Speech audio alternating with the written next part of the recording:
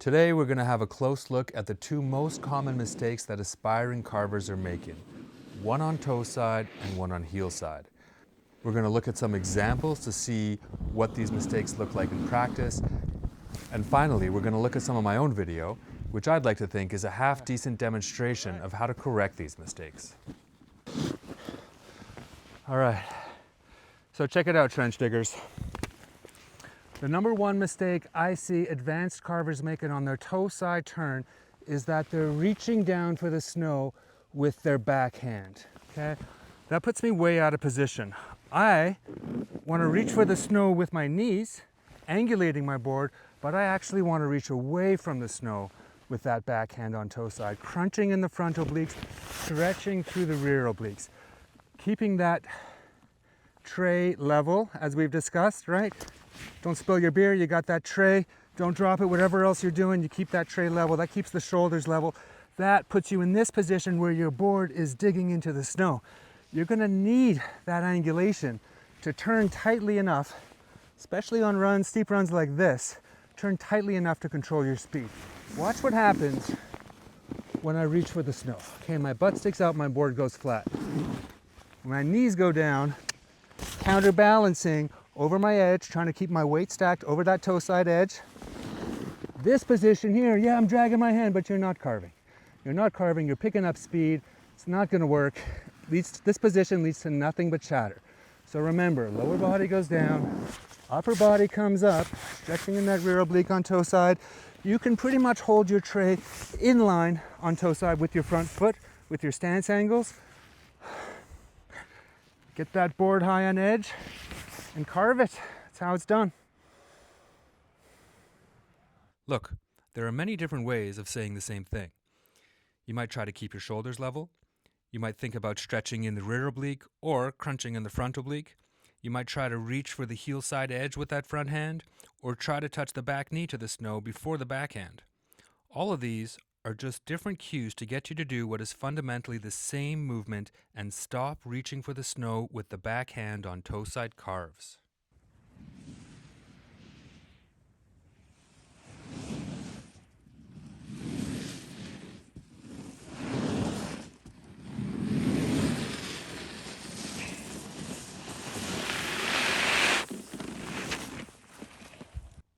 So check it out, trench diggers. The number one mistake I see advanced carvers making on their heel side turns is that they have their hips and their shoulders open to the side of the board. In this position, the only way I can control the angulation of my board is with my ankles. When I do what we're calling the hip shift, okay, I bring that back hip around, I bring those hips, even if they're not facing the front of the board, at least they're driving towards the front of the board on heel side, and that's really gonna help you hook up. I'm holding my tray, right, crunching in the rear oblique, stretching through the front oblique on toe side. But this position, now I have controls in my ankles, my knees, and my hips to micro adjust the angulation of the board. That's gonna help me choose my trajectory, right? Too little turn, I'm gonna gain too much speed. Too much turn creates too much edge pressure. I'm gonna scrub out. Control of angulation is super important in order to control your speed and leave a thin track. This position, we call the toilet, I didn't name it, but it's become known as the toilet bowl position, okay? Because you're like sitting on the throne here, your butt's hanging out, and again, I have no control over the angulation of my board. My weight is not stacked over the edge, it's way out here, which makes the turn much, much more difficult. Here, I'm way closer to stacked over the edge. The more I stretch in this oblique, the more I bring my upper body, my center of mass, over that edge. Let me show you something else while we're here. People ask me quite often, oh, why can't you carve in duck stance? You can. Toe sides are almost as good. Heel sides are very difficult, and this is why.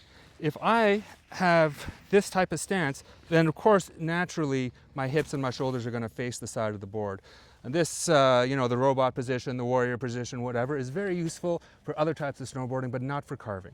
So if I'm in a duck stance, and now I can't really get my hips into it, can I?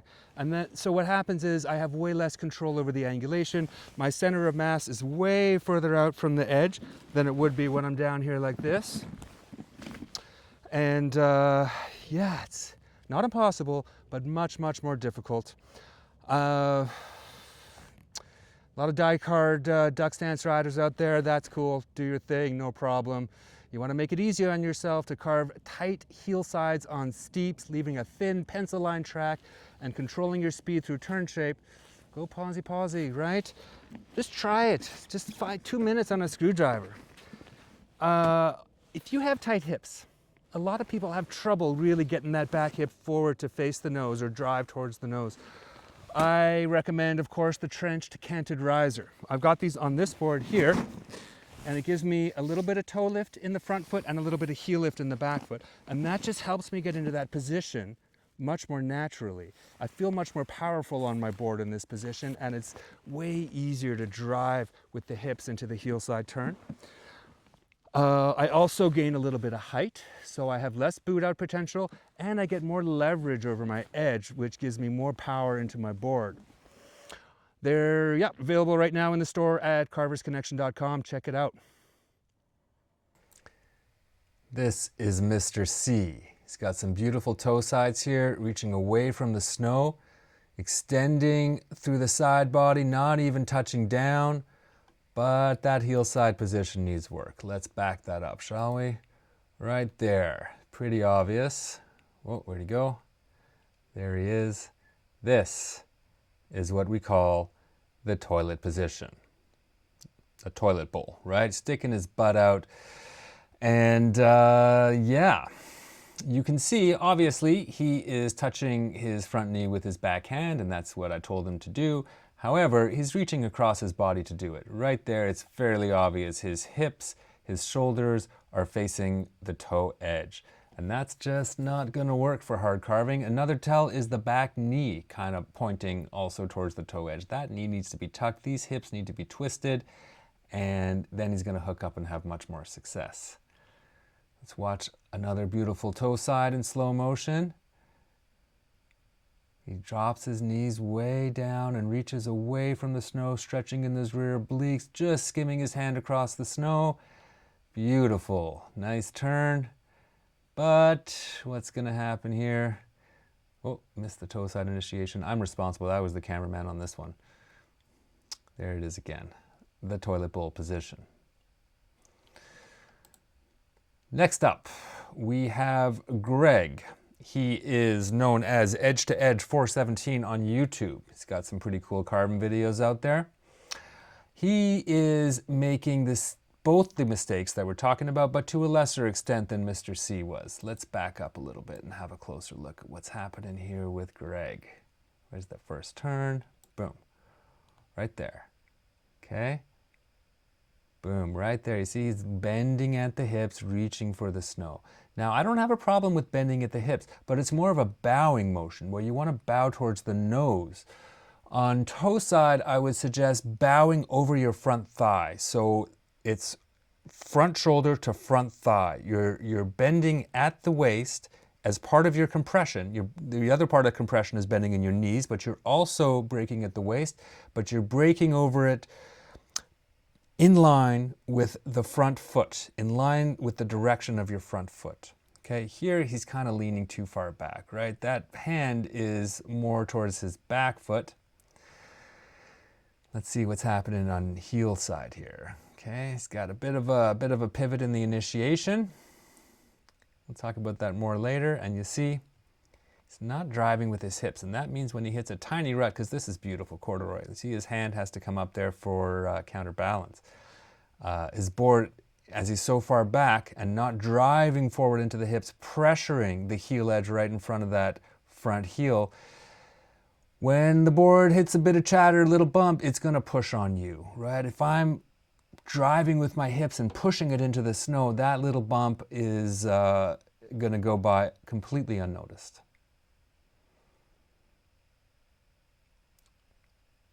This is not uninteresting either. This heel side turn, kind of watch how his board comes all the way around, but it changes relative to his body, okay? If you watch my turns more closely later up, you'll see how much patience I try to find in my turns so that my body position relative to my board hardly changes at all through the turn until the transitions, of course. Okay, coming up for a toe side and little pivot and reaching down for the snow. Too far back, too far back. Do we have one more good heel side? Looks like there's one more good heel side in this video. Whoop, and it's done. Okay, this is Josh. Josh the Squash, 1973 is his handle on YouTube. He's put out some awesome videos this year. I'm a subscriber. You should be a subscriber too. He's on a Kessler X-Carve 164. And I haven't met Josh, but from what I can tell in his videos, he's a pretty big guy, like 6'4", 6'6". That means his center of mass is also very high. And that board under his feet looks like a toy. It's too small. I mean, obviously you can see if you maybe slow this down, the toe overhang and the heel overhang is going to be, oh, let's not get ahead of ourselves. It's going to be super problematic, but this guy needs a bigger board and a wider board for sure. He should be riding something in the 170 range, 170, 175, probably about 30 centimeters at the waist at least. All right, let's go through very slowly here. So watch Josh's toe side initiation. Boom, so exaggerated, butts up in the air, right? 2 hands down. Now, you gotta forgive Josh a little bit because his toes overhang so far on this board. You can't angulate as much as he might like to, so he's got to get those hands down, scrub some speed, and just brace himself for the boot out that's coming. And then it loses a lot of speed. Now, watch that. Do you see that move there? This is Josh's classic move. It's almost like a paddle, right? He's taking that back arm and paddling away to pivot his board into the next turn. What I would like to see him doing is driving into that heel side turn with his hips. Okay, and then here again, relatively obvious, right? His hips, his shoulders are facing the toe side edge. The backhand is coming around towards that front foot, but again, it's coming across the body to do that. It's not that motion, that backhand to front knee on heel side motion is supposed to be generated by the hips. If you're just reaching across your body, it's the wrong cue for you. Here we go again, reaching down for the snow, sticking the butt up. He's having fun though, there is no doubt about that.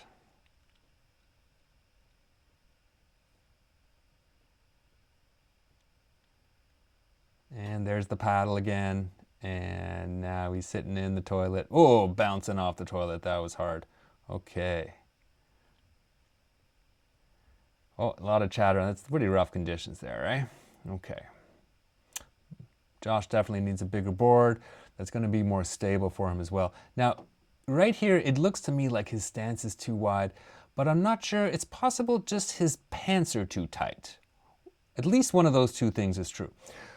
But I suspect actually that this is not a terrible stance for Josh. The problem is it just looks like a massive stance because the board is so tiny for him.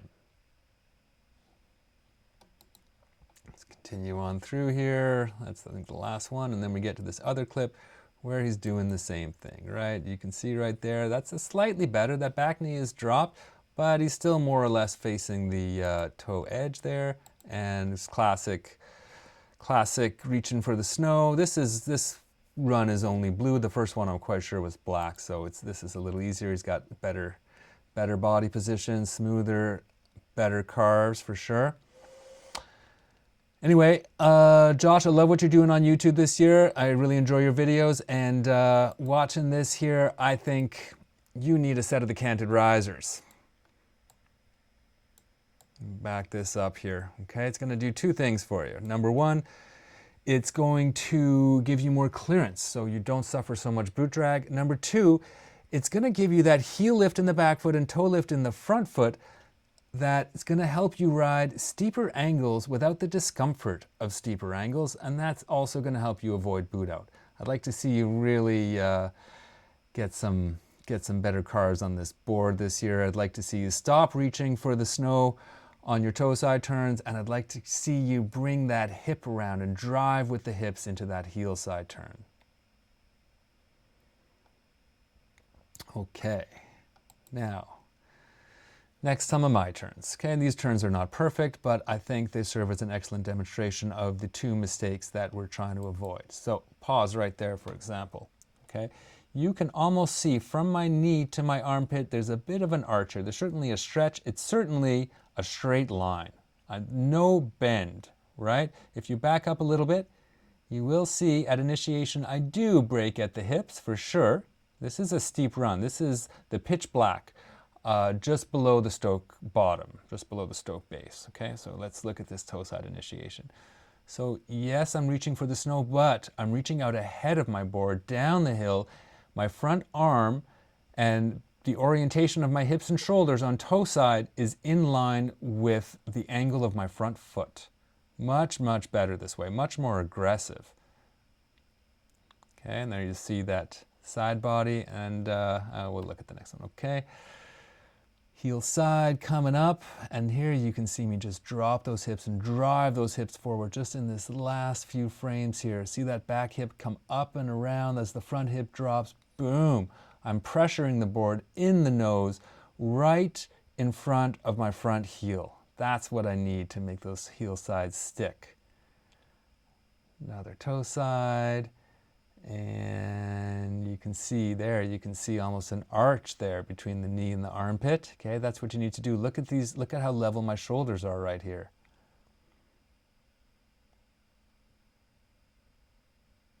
Let's see, I think we'll maybe skip a couple. It's kind of more of the same. But this one is actually quite a nice heel side initiation. So let's look at this, okay? See me dropping my hip, see that back hip come up and around, see the backhand follow through to bring my weight forward and get my whole body rotating. So sure, my hips aren't quite facing the front of the board, but they are driving towards the front of the board, and my shoulders are rotated past the maximum distance my hips can achieve. Also note the very level shoulders.